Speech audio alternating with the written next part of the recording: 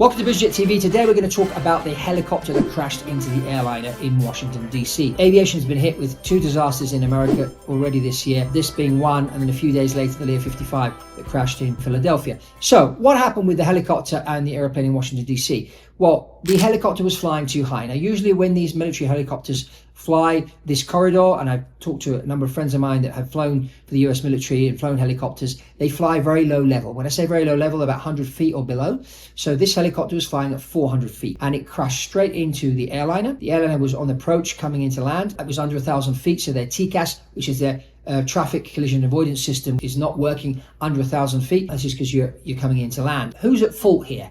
Well, I think the helicopter pilots, they should have known what they were doing. I don't know why they were flying so high. Also, air traffic control. There's a lot of talk about the air traffic control systems in the US being outdated. That needs to be modernized. That certainly is a factor that played into this. And of course, like all accidents, and as I say here on BizJet TV, they never happen for one reason. There's always a series of factors. So I would say air traffic control systems, the air traffic controller himself or herself. It could be the selection, the training of air traffic controllers. Same with the pilot selection and training of the pilots. That could be a factor as well.